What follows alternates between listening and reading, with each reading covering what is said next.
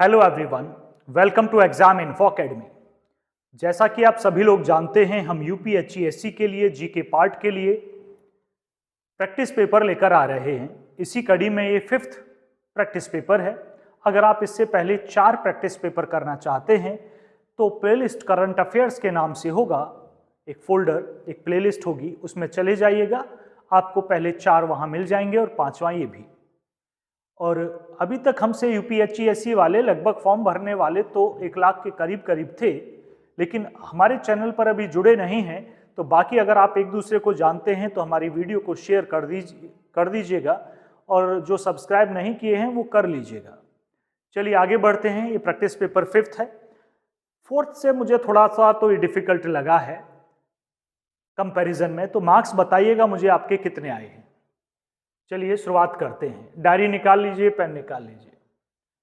पहला है 76वें गणतंत्र दिवस के लिए किस देश के राष्ट्रपति प्रबोवो सुबियांतो को मुख्य अतिथि के रूप में आमंत्रित किया गया था 26 जनवरी को, गणतंत्र दिवस को।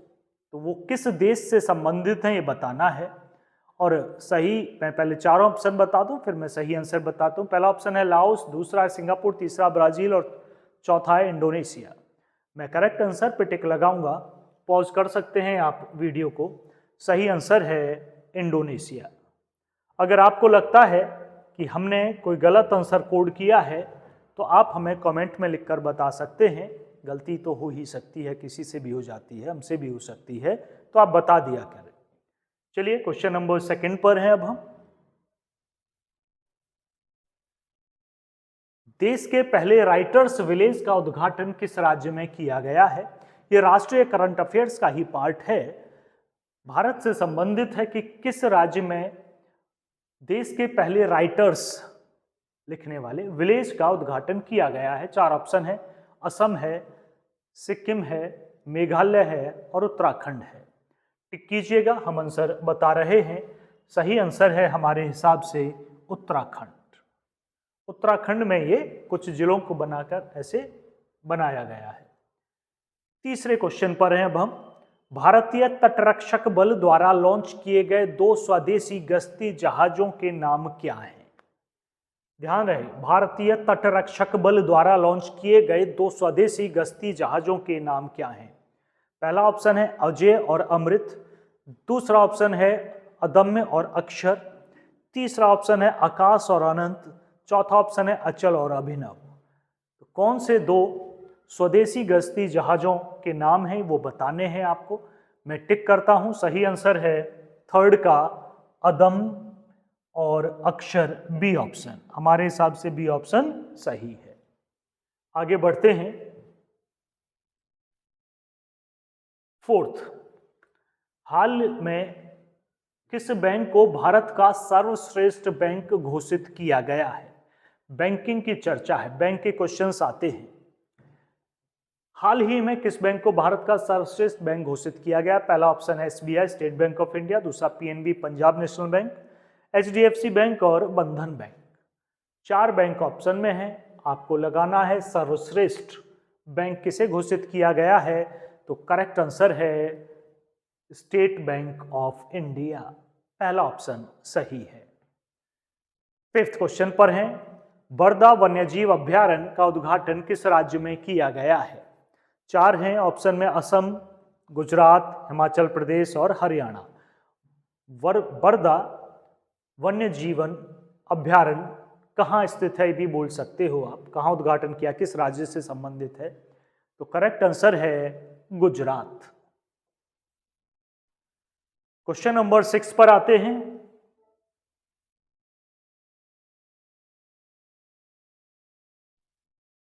6th, 5 हो चुके हैं।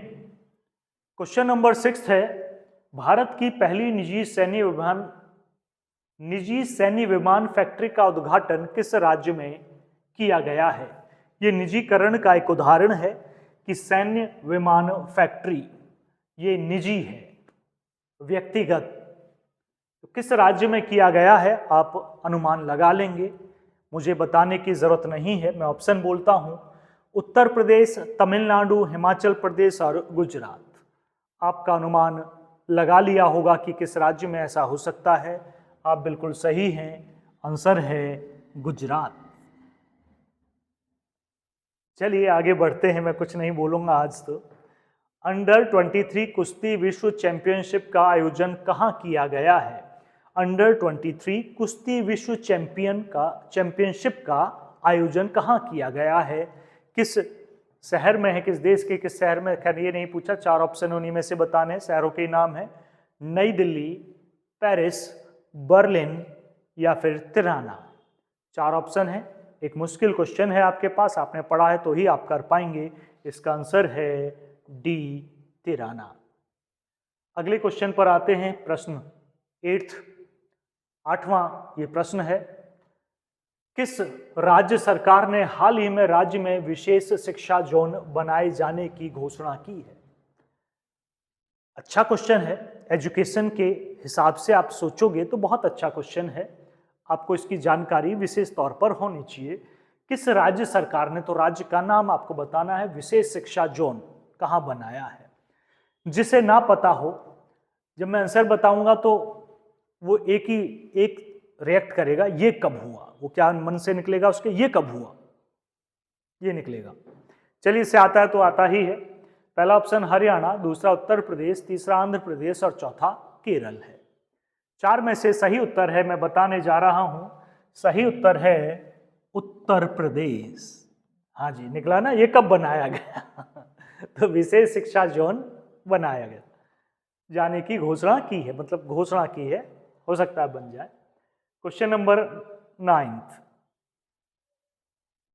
भारत के 51वें मुख्य न्यायाधीश CJI कौन बने? ये बड़ा इंपॉर्टेंट क्वेश्चन है। पहले तो चंद्रचूड़ जी थे, अब कौन है ये देखना है। पहला ऑप्शन है, मैं ऑप्शन बोलता हूं, लोकेश राणा, दूसरा है दिनेश गुप्ता, चौथा है संजीव खन्ना और तीसरा है संजीव खन्ना, चौथा है नरेश सिन्हा। तो चारों में से जो सही आंसर है, ये तो सभी को आता ही होगा, संजीव खन्ना। रूस में आयोजित 2024 ब्रिक्स शिखर सम्मेलन के दौरान किस देश की पहल अंतरराष्ट्रीय बिग कैट्स अलायंस को स्वीकार किया गया है? ब्रिक्स आयोजित किया गया 2024 में, और इसको लेकर तो कंट्रोवर्सी भी रही कि मोदी जी के सामने अमेरिका के प्रेसिडेंट ने जो कहा, वो न्यूज़ में काफ़ी चर्चा का विषय बना रहा कि हमारे प्रधानमंत्री जी कुछ बोले ही नहीं, बस मुस्कुराते रहे, हंसते रहे, या तो उन्हें समझ नहीं आया, या तो जो पीछे बैठे थे अनुवादक उन्होंने सही समझाया नहीं। खैर हमें नहीं पता क्या था, लेकिन अपने ऊपर जितनी भी पाबंदियां लगाई हैं उस पर कोई रिएक्ट नहीं किया। इतने बड़े देश के प्रधानमंत्री ने रिएक्ट नहीं किया, और जो पिछले 2 साल तो मान ही लीजिएगा, 2 साल से युद्ध झेल रहा है, उसके प्रेसिडेंट ने ट्रंप के खिलाफ तुरंत ही आवाज उठाई। 2 साल तो हो ही गए यूक्रेन के युद्ध झेलते हुए, और हमारे प्रधानमंत्री जी चुपचाप मुस्कुराते रहे। मतलब ये रिएक्शन अजीब था। अडानी के ऊपर क्वेश्चन पूछा गया, गौतम अडानी के ऊपर, भाई क्या करेंगे, पता नहीं क्या बोल रहे हैं, हाथ और इना करते, अरे भाई ये छोड़ो, खैर अब वापस आओ। तो रूस में आयोजित 2024 ब्रिक्स शिखर सम्मेलन के दौरान किस देश की पहल अंतरराष्ट्रीय बिग कैट्स अलायंस को स्वीकार किया गया है? तो ये जो दिया है भारत ने ही दिया था। 4 ऑप्शन मैंने बोले नहीं, इस बार मैंने डायरेक्ट आंसर बता दिया। क्वेश्चन नंबर 11 पर आते हैं। 11, हाल ही में कोयले से विद्युत उत्पादन बंद करने वाला पहला देश कौन बन गया है? पॉल्यूशन मिनिमाइज हो गया होगा, काफी फर्क पड़ता है, कोयले की खपत ना हो तो पॉल्यूशन CO2 रिलीज नहीं होगी। तो ये बड़ा अच्छा कदम है कि कोयले से विद्युत उत्पादन बंद करने वाला पहला देश कौन सा बना है, बहुत इंपॉर्टेंट है। यूके, स्वीडन, फिनलैंड या फिर नॉर्वे। 4 में से एक आंसर है, टिक लगाइएगा, आंसर है यूके। क्वेश्चन नंबर 12 पर हैं हम। वैश्विक प्रकृति संरक्षण सूचकांक 2024 में भारत की रैंक क्या है? मजेदार होता कि प्रेस की स्वतंत्रता की रिपोर्ट पूछी जाती, हमारी मीडिया की रिपोर्ट बिल्कुल पूछी जानी चाहिए, इतने पीछे है कि वो देखने लायक स्थिति में है नहीं। इसके बावजूद भी उसे लोग देखते हैं, तो लोगों का आईक्यू स्तर कितना नीचे गिर चुका होगा, निम्न स्तर पर है, जो ऐसे चैनलों को देखते हैं कि जो इतने पीछे हैं। रैंक कितनी और पीछे जाएगी ये सोचो अनुमान में, बस अंतिम पायदान पर कब पहुंचेगी इसका इंतजार करते रहो। मीडिया हमारी क्या दिखाती है, क्या दिखाना चाहिए उसे पता भी है, उसका मतलब क्या है, मीडिया मतलब पत्रकारिता होती क्या है ये तक नहीं पता। नोट में चिप से लेकर और जिनपिंग कैसे उतर रहे हैं, मोदी जी रेलिंग नहीं पकड़ रहे हैं तो मजबूत देश हो गया और वो कमजोर देश हो गया। सुधीर चौधरी साहब ने तो उसे चीन को कमजोर देश बता दिया क्योंकि उसके प्रधानमंत्री ने ग्रिल पकड़ ली। समझ रहे हो तुम दिमाग, आईक्यू लेवल मीडिया का, एंकर का, किस किस कॉलेज ने उन्हें डिग्री दी है कि ग्रिल पकड़ के जो उतरेगा जो आदमी उसका जो देश है वो कमजोर होगा, जो नहीं उतरेगा वो उसका मजबूत होगा। तो मतलब इनका कोई लेवल नहीं है, देखो ही मत। चलिए सूचकांक, वैश्विक प्रकृति संरक्षण सूचकांक 2024 में भारत की रैंक क्या है, सारे सूचकांक एक बार पढ़ लोगे तो सही रहेगा। तो भारत की रैंक आगे तो सोचो ही मत, खैर पीछे से सोचा करो, 176 है, सी ऑप्शन। ठीक, तुमने 124 155 सोचा, 176 है, दो ऊपर वाला हो जाए दो पायदान तो सबसे लास्ट ऑप्शन ही होता। चलिए जी क्वेश्चन नंबर 13 पर है हम। किस खेल से संबंधित भारतीय महिला खिलाड़ी रानी रामपाल ने अंतरराष्ट्रीय खेल से संन्यास लिया है? ऑप्शन मैं दिखाऊंगा। ये किस खेल से संबंधित है? नाम है रानी रामपाल, सुना हो आपने। चलिए मैं आपको ऑप्शन दिखाता हूं। चार खेल आपको नजर आ रहे हैं, क्रिकेट से संबंधित है, हॉकी से, फुटबॉल से या टेनिस से। आपने नाम सुना हो रानी रामपाल, तो उन्होंने कहां से संन्यास लेने की घोषणा की है? तो करेक्ट आंसर है हॉकी से। 14 पर है, खेल मंत्रालय ने खेल पुरस्कार ध्यानचंद लाइफ टाइम अचीवमेंट, मैं पूरा स्क्रीन ले लूं जरा,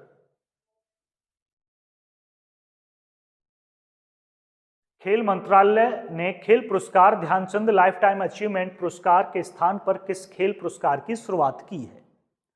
मतलब इसकी जगह कौन से पुरस्कार की घोषणा की गई है? पहला ऑप्शन है अर्जुन लाइफ टाइम अचीवमेंट पुरस्कार, कृष्णा लाइफ टाइम अचीवमेंट पुरस्कार, द्रोणाचार्य या फिर नारंग। तो करेक्ट आंसर है अर्जुन लाइफ टाइम अचीवमेंट पुरस्कार की घोषणा की है। अगले क्वेश्चन पर आते हैं, क्वेश्चन नंबर 15। हाल ही में विश्व न्याय परियोजना के कानून शासन सूचकांक, फिर से है कानून शासन सूचकांक में कौन शीर्ष पर रहा? ये भारत का स्थान नहीं पूछा गया है इसमें, वो तो बहुत पिछड़ा होगा, शीर्ष वाला पूछा गया है।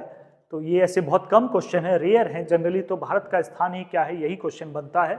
तो ये कौन शीर्ष पर रहा है? चार ऑप्शन है, Australia, Norway, Denmark, Finland. Bharat तो ऑप्शन में भी नहीं है तो चूज करना मुश्किल होगा, भारत होता तो एक एलिमिनेट कर पाते आप।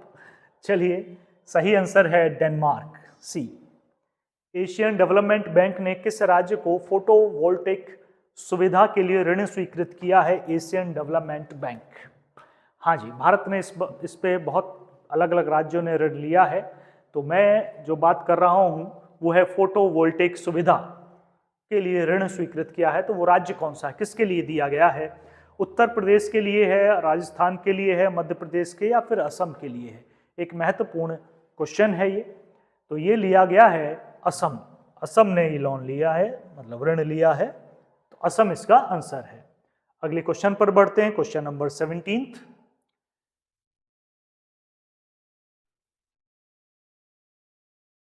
17 पर है, द्विपक्षीय समुद्री अभ्यास सिम्बेक्स 2024 का 31वां संस्करण, ध्यान रहे 2024 में संस्करण कौन सा था इसका? 31वां संस्करण का आयोजन भारत और किस देश के बीच विशाखापत्तनम में किया गया है? दूसरे देश का नाम बताना है। चार ऑप्शन है, सिंगापुर, श्रीलंका, फ्रांस और पुर्तगाल। तो आपको एक टिक करना है और करेक्ट आंसर है इसका Singapore. Correct answer Singapore. Question number 18 पर है, सखारोव पुरस्कार 2024 किसे प्रदान किया गया है? Maria Corina Machado, Edmundo Gonzalez Urrutia, Han Kang. चौथा ऑप्शन है ए और बी दोनों। तो टिक लगा लीजिएगा। सही आंसर है डी, मतलब ए भी है और बी भी है। 2 क्वेश्चन बचे हैं इस सेट के, 19th और 20 दोनों स्क्रीन पर है। हाल ही में कौन 50 अंतर्राष्ट्रीय गोल करने वाली पहली भारतीय महिला फुटबॉलर बनी? 50 गोल करने वाली महिला फुटबॉलर की बात की जा रही है, भारतीय 50 गोल करने वाली। पहला ऑप्शन है बाला देवी, दूसरा अदिति चौहान, थर्ड है मनीषा कल्याण और चौथा है दलिमा छिबर। तो करेक्ट आंसर है ए, बाला देवी। लास्ट क्वेश्चन पर है, मिस ग्रैंड इंटरनेशनल 2024 का खिताब किसने जीता है? फिर से सुनिएगा इस क्वेश्चन को एक बार। मिस ग्रैंड इंटरनेशनल 2024 का खिताब किसने जीता है? 4 ऑप्शन है, रेचल गुप्ता, अनामिका चौहान, प्रिया तंवर और वंदना जोशी। चारों में से एक सही आंसर है, टिक लगाइएगा। करेक्ट आंसर है रेचल गुप्ता। ये रहे आपके 20 क्वेश्चन। थोड़ा पहले 4th पेपर से थोड़ा डिफिकल्ट था, तो हो सकता है 15 से थोड़े नीचे रह जाएं तो भी ठीक स्कोर ही होगा इसमें। और बाकी क्वेश्चंस को रिवाइज कर लीजिएगा। और 6 नेक्स्ट डे कल फिर लेकर आएंगे हम प्रैक्टिस पेपर 6। इस वीडियो में इतना ही था। धन्यवाद।